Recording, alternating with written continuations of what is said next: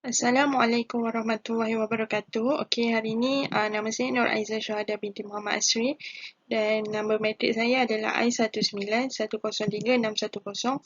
Hari ini saya akan bentangkan mengenai Principle of Management, iaitu answer untuk final exam. Alright, kita mulakan dengan soalan yang pertama dulu. Ada dua soalan. Soalan pertama dulu.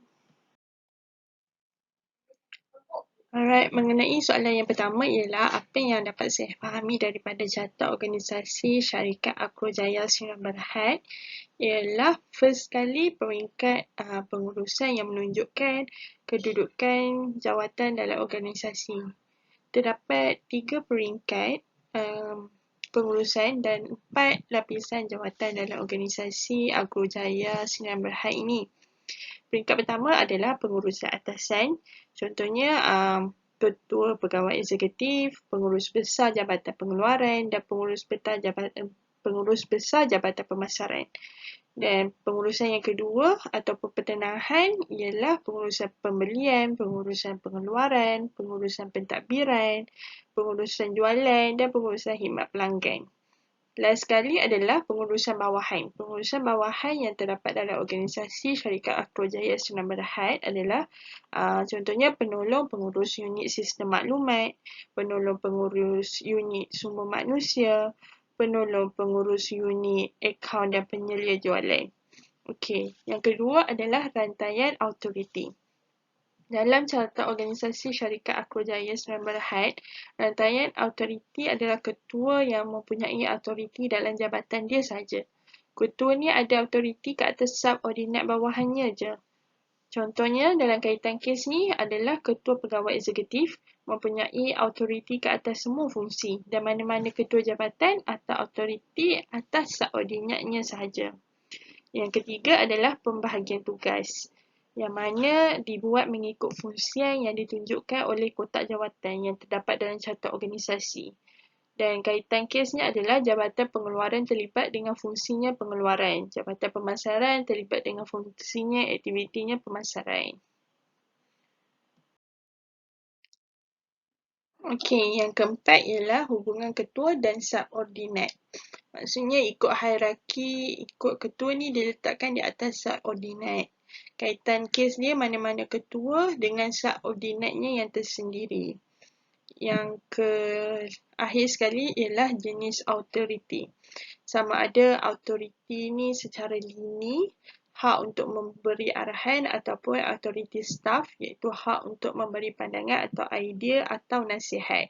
Kaitan kes untuk syarikat Agro ni adalah setiausahanya iaitu Puan Maizatun, antara pengurus-pengurus besar autoriti lini yang dimiliki mana-mana ketua yang sesuai ke atas subordinatnya atau ketua pegawai eksekutif ada hak untuk mengarah pengurus besar yang seterusnya berhak untuk mengarah pengurus dan penolong pengurus yang berada di bawahnya.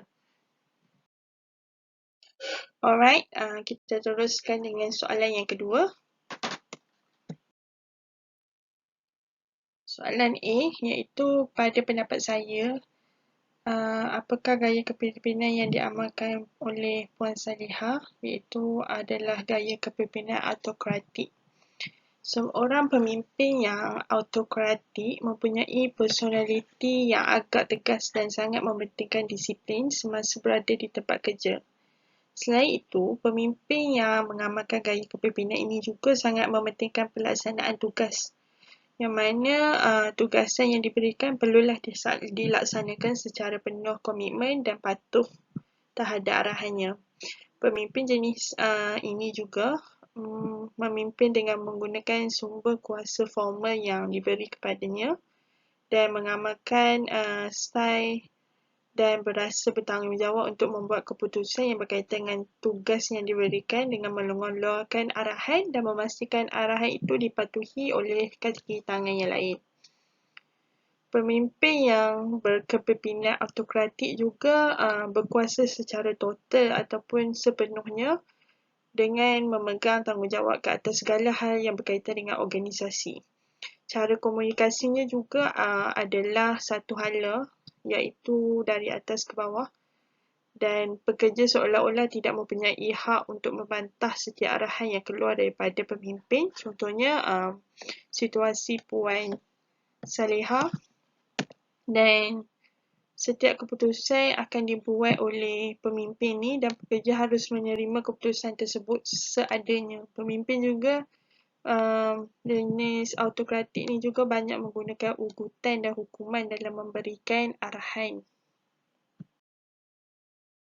Okey, untuk soalan 2B ni, pada pendapat saya, antara penyebab atau faktor yang menyebabkan kaki tangan Puan Saleha ni tidak bersetuju dengan gaya pengurusan Puan Saleha adalah kerana gaya kepimpinannya yang autokratik sepanjang masa, dan yang mana menyebabkan mereka ni berasa hilangnya motivasi dan inovasi dalam diri setiap mereka, dan kerana takut untuk berfikir di luar kotak. Maksudnya takut untuk bagi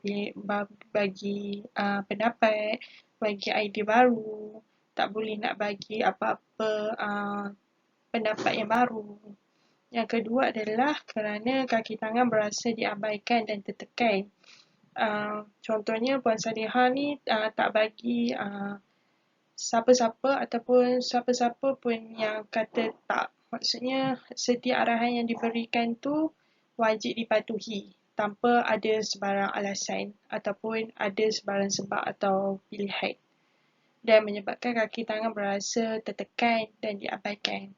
Yang ketiga adalah kaki tangan hilang kepercayaan di dalam semua peringkat organisasi. Dan yang keempat adalah kaki tangan tidak mempunyai hak untuk bersuara. Yang mana kat sini wujudnya hanya satu hala saja, komunikasi tu daripada peringkat Puan Saleha kepada peringkat bawah, kaki tangan di bawah seliaannya sahaja. Tak wujud komunikasi antara peringkat atasan ke bawahan, bawahan ke atasan. Dan yang terakhir sekali, kaki tangan terpaksa berusaha untuk menyenangkan ketua mereka iaitu Puan Saleha berbanding mencapai matlamat syarikat.